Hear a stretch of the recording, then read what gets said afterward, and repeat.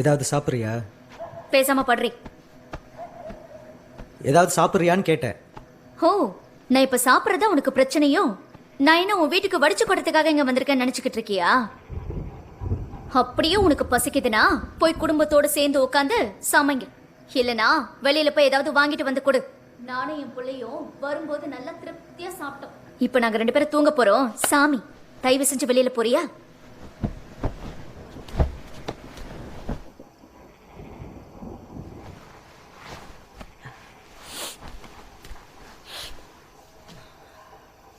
அப்பா எங்க?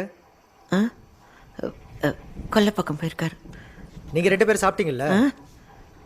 நீங்க 2 பேரும் சாப்பிட்டீங்களான்னு கேட்டேன். நான் அப்போ சாப்பிட்டோம். இதை சொல்றதுக்கு இவ்வளவு நேரமா உனக்கு? சரி போய் படுத்துங்க, நான் படுக்க போறேன். இப்படி தூரம் வந்ததே எனக்கு உடம்புலாம் வலிக்குது.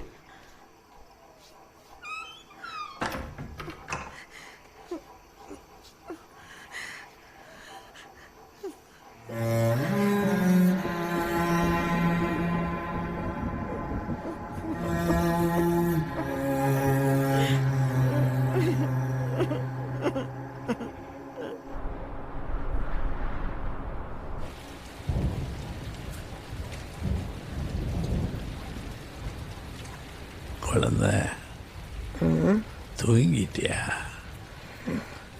இல்லைங்க.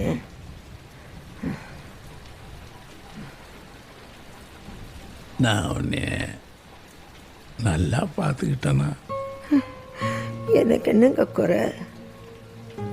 இத்தனை வருஷமா மகாராணி கணக்கால இந்த ஊரையே சுற்றி சுற்றி வந்தேன். மண்ணுக்கு குறையா, மரியாதைக்கு குறையா, எல்லாமே நான் உங்களுக்கு கட்டிட்டு வந்ததுக்கு அப்புறம் தானுங்க. ஐயா, நான் உன்னை சரியா பார்த்துக்கிட்டேன் ஐயா. என்ன கேட்ட? சரியா பார்த்துக்கிட்டேன்னா கோட்டையும் கொடியும் இல்லைனாலும் ராசா மாதிரி பார்த்துக்கிட்டேன்.